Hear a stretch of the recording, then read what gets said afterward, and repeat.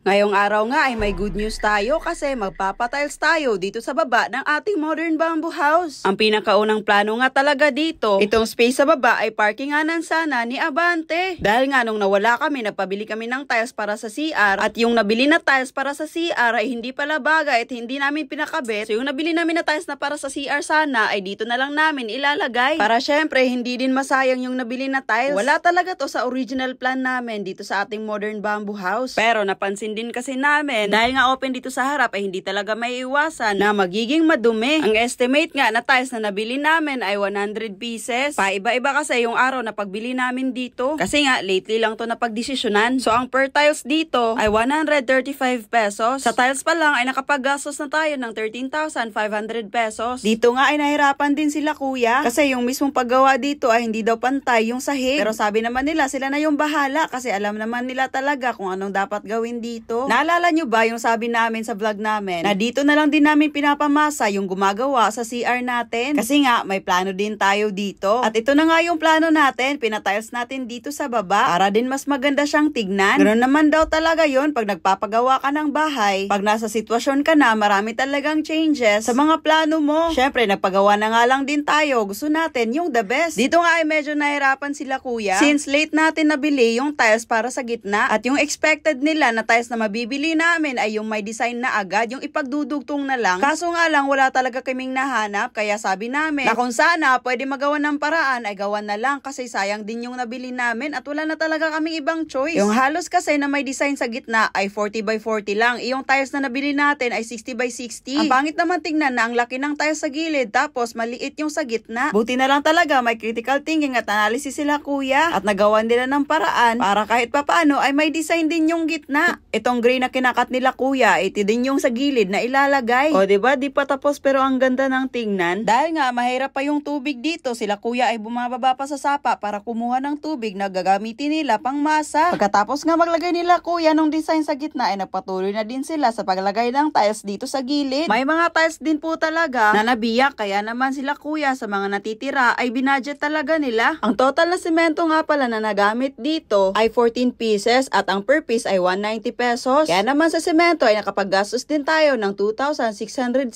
pesos. Kung napapansin nyo dati, yung sahig natin dito sa kusina ay hindi talaga pantay, medyo pababa siya. Dito nga din medyo magastos sa semento kasi nga pinantay talaga nila kuya. Nagpagawa na nga lang din tayo, sulitin na lang natin. Masaya nga tayo kasi sa kabila ng mga pagsubok na napagdaanan natin, kahit papano ay yung mga problema ay nasolusyonan din. Marami mang balakid ay magpapatuloy pa rin tayo. At syempre kahit patapos na yung modern bamboo house natin ay hindi lang tayo hanggang dito lang. Marami pa tayong trip na gagawin dito sa ating farm. Pinatiles na nga lang din natin yung storage natin para mabilis lang linisin. At dito sa ilalim ng kusina natin ay pinasemento natin para di tayo mahirapan din. Nung sumunod na araw nga ay nag-finalize na sila kuya dito. Yung plano sana namin dito ang ilalagay ay tiles na rough, kaso nga lang wala kaming napili na magandang design na pwedeng bumagay dito. Kaya naman napagdesisyonan namin na ito na lang yung gagawin. Instead na isemento lang ay lalagyan na ng mga bato para may design naman konti. Hindi din naman kasi pwede na hahayaan natin na walang design dito kasi medyo mapaangat na yung may tiles. Baka mag-cause pa ng disgrasya na madapa tayo. At since marami namang exist na mga bato sa graba natin na binili, ito na nga lang din ang mga kinuha nila kuya para gagamitin sa paglagay dun. Kibale sa 14 pieces sa semento na nagamit natin, dalawa ang nagamit dun sa baba na nilalagyan ng bato. Grabe na din talaga yung pagtutulungan dito para matapos na talaga. Ang ginawa nga dito, pagkakuha nila ng bato ay huhugasan pa nila to para malinis pagkabit. At tignan nyo naman, flawless na flawless. Wow, Wex! Masaya din kami sa naging resulta kasi bumagay siya sa tiles at syempre sa modern bamboo house natin. Kaya bale, ito na nga yung final look natin dito sa baba. Kaso nga lang, medyo makalat pa kasi hindi pa natin na-arrange yung mga gamit natin na mga exist. Grabe, sino ba yung mag-aakala na yung lungkot natin na naramdaman natin last time ay mapapalitan ng saya? Ito lang talaga yung masasabi namin. May problema man kayo na pinagdadaanan ngayon, daanan nyo lang, char, wait lang. Kahit gaano pa man yan kalaki yung problema na yan, feeling mo wala na talagang solusyon o wala na ka na talagang magagawang paraan para masolusyonan to, tandaan mo palagi na God works in mysterious ways. Kumbaga, sa panahon na tingin mo na wala ka na talagang pag-asa, mag-pray ka lang at magtiwala sa Kanya, for sure, ang pagdarasal mo ay naririnig niya at pinapakinggan niya. Basta, tiwala ka lang talaga sa Kanya. At again, ang problema ay palaging andyan. Kaya naman, choose your battle wisely. Huwag mo stress yung sarili mo sa mga bagay na wala ka na talagang magagawa. Doon tayo sa kaya pang gawan ng paraan.